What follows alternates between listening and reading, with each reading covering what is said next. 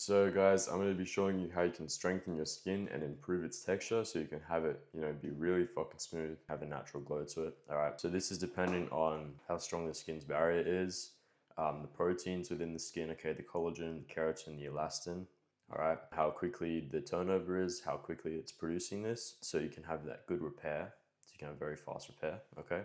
Otherwise you're gonna have slow healing. The lipids in your skin, so like the skin oils, all right, and this is dependent on what you eat. The mineral balance for the protein production and how good your sleep is, because this is where repair actually occurs and where you actually, rebuild your skin, and how much blood flow you've got. This is going to affect nutrient delivery and oxygen delivery to the skin, and that's going to affect how, the quality of the skin texture is, obviously, and the quality of the proteins. Okay, so fixing the internal environment first. So for collagen elastin synthesis, we need glycine, proline, and hydroxyproline mainly for collagen synthesis. Okay, so we're going to get this from ruminant meats, okay, muscle meat. You see all of this fat in here has a lot of connective tissue on it, which is going to have a lot of these amino acids.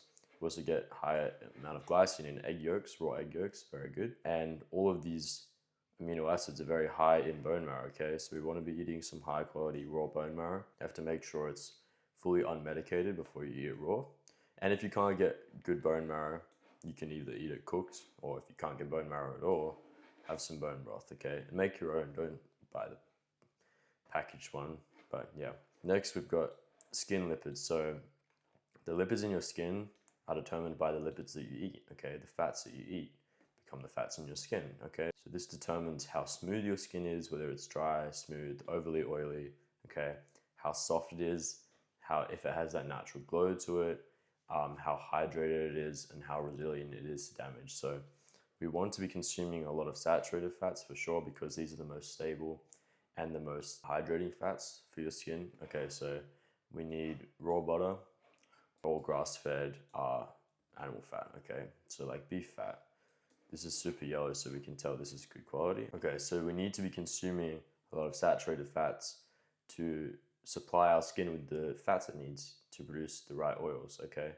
So raw butter, ruminant fat, okay, is super good for this, all right? And why do we need saturated fat? Because it's the most stable fat, okay, and because it supplies cholesterol for the lipid bilayers, for the membranes of our skin cells, all right? And it hydrates the skin, keeps it resilient, and gives it that shine and that glow, okay? And we also need minerals for producing these proteins in the skin. So we need zinc to form keratin and build keratin, repair keratin proteins.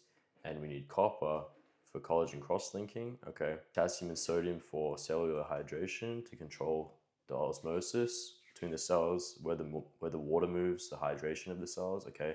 So if you're not having potassium and sodium, your skin's gonna be dehydrated, or if you have an imbalance of these, so you have too much sodium or too much potassium, your skin cells are not going to be properly hydrated. And magnesium for the cell membrane stability, okay? So the best sources of these minerals are going to be, hands down, oysters and liver, okay? Raw liver, raw oysters. These are going to be the best. So liver is super high in copper and magnesium and zinc as well, but oysters are going to be way higher in zinc, higher in potassium and sodium, okay? So these are going to be two things that we need to be consuming for minerals. Obviously, sleep is the most important here, okay? So this is because all of your growth and repair happens during sleep, okay? Because growth hormone peaks, and this is where proteins are synthesized. So you need to be sleeping before like 10:30, or really, it's dependent on your environment. So I would say sleep 2 hours after it gets dark.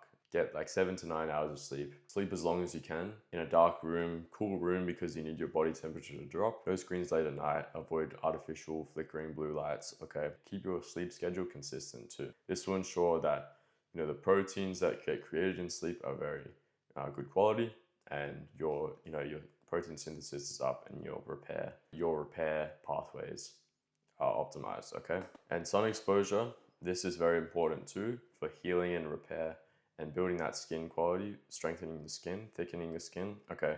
Because when you're in the sun, nitric oxide is going to raise, which improves circulation, improves blood flow, okay? So you're going to get more oxygen delivery, better nutrient delivery to the skin. You're also going to produce vitamin D, which is good for the skin barrier and your mitochondrial activity is going to go up, because from the red light in the sun, it's going to get absorbed by a mitochondrial enzyme, and then it's going to improve electron flow, reduce electron leakage, improve mitochondrial redox state, and improve ATP production, okay? This is going to improve, the protein synthesis, the energy supply to the skin cells, and the hydration of the skin cells, all right? So you want to be getting morning or late afternoon, so it's not super high UV, if you're not adapted to the UV, and it's still going to be super high in red light in the morning and late afternoon, even though it's low in UV, okay? And you need to expose your face directly, no sunscreen, no hat, because you're not going to be getting any benefits then. And you don't want to burn, because obviously this is just going to damage the skin. You've got DNA damage, protein damage, a lot of oxidative stress. Okay, so we don't want to burn, all right? And then you're just going to peel, your skin's going to be overly dry and dead. We want to support the lipid layer as it's healing, all right? So we want to use only clean water, no tap water, no chemicals on anything, because that's going to disrupt the lipid layer, disrupt the skin texture.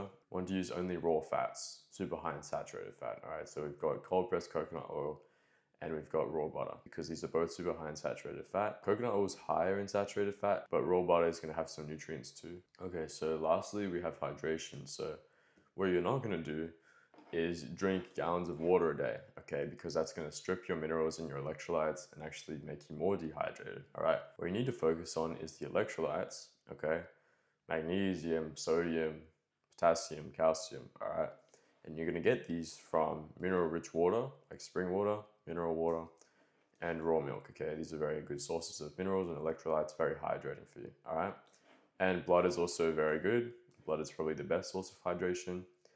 Super high in electrolytes, but it's probably unrealistic for most people. I'll just go through this again. Protein and amino acids, muscle meat, bone marrow, bone broth, egg yolks, okay?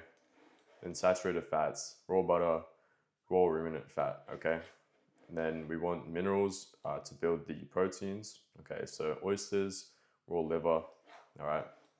Then we want to get proper sleep so we can actually repair the skin. Then we get some exposure to improve the mitochondrial function, improve the metabolism in the skin, and improve blood flow and nutrient delivery. Then we want to support the barrier with raw fats. And then lastly, keep it hydrated by focusing on electrolytes, natural raw hydration sources like spring water, raw milk, and raw blood. That's how you're gonna get proper skin texture.